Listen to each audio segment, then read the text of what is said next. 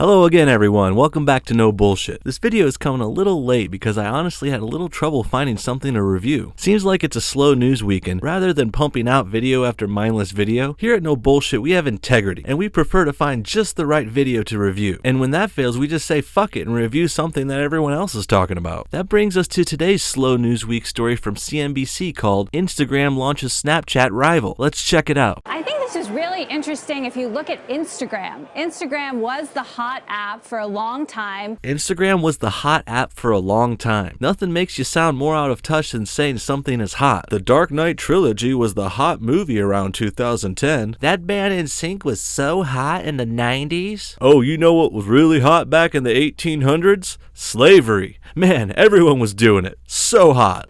But as the information's reported, people are posting less to Instagram, and that's a big problem because it could lead to lower engagement down the line. I wouldn't call that a big problem. People are posting less on Instagram. So what? I know. She's talking about it being a problem for Instagram. Well, even so, they have over 500 million users and are owned by Facebook. I think they're going to be fine. And so I think this new product is really a grasp to change that, to make a lower bar to posting in the hopes that people will post more because the photos won't be around as long. But as we've seen, that's something people like to do on Snapchat, but not Facebook products. So a lot of open questions, but I think really about getting that posting number per user back up for Instagram. Mike, you broke this story overnight, and you quoted Kevin Systrom as saying, "Other companies deserve all the credit." Woo! This is a story that broke overnight. Instagram adding a new feature is a big story, huh? And look at this guy in the glasses nod his head. He broke this story and is damn proud of it. Are all these tech reporters a bunch of losers or what? On this, that's not something you hear Facebook executives say very often. Nice delivery there, Blondie. Love that classic news reporter pause at the end there. That's not something you hear Facebook executives say very often. Back to you, Cheryl. She sounds like Ron Burgundy. I'd still fuck her. I think it was kind of hard for Instagram and Kevin to really deny that Snapchat pioneered the format here. You know, if they would have postured and said that this was fully original, it probably would not have been smart. Kevin, in an interview last week. Who's Kevin, bro? You keep saying his name. I'm guessing Kevin works at Instagram or Facebook? Instabook? Facegram? Whatever. This bald black gentleman here is dropping Kevin's name to try and make himself look cool and connected. Just shameful. You know, Mike, I wonder just what the terms of competition here, in a sense. Is it just a matter of habit that people use Snapchat in a certain way? We hear about all these kind of fine differences between the sorts of content people put across Snapchat and post to Instagram and the like. Snapchat? Did you say Snapchat? That's a new one. Where do I download that? Is it in the App Store? Snapchat. You're not going to correct yourself on that, huh? Just going to power through it? Okay, it's fine. It's okay. You are ridiculously good looking like the blonde there. Come to think of it, both the CNBC anchors in the studio are hot white people who speak like parodies of news reporters. And then the guest tech reporters on the right are both not good looking minorities. I think they're minorities. He's black and she's probably a Jew. Probably. Oh, and they both sound like old folks trying to stay hip with kids on their Facebooks, Insta chats, or whatever the fuck. Just give it up. You guys are pushing 40. You're not with it anymore. So in other words, is there really even an open field for Facebook and Instagram to penetrate what Snapchat has here? Penetration? Let's talk about that. You're up, Baldy. Yeah, it's really difficult. You know, as you said, like the behaviors are just entirely different. On Snapchat, you can post, you know, an ugly selfie, which I frequently do. You post ugly selfies? You? No way. You look amazing just the way you are, Mike. And it'll be gone in 10 seconds, 24 hours.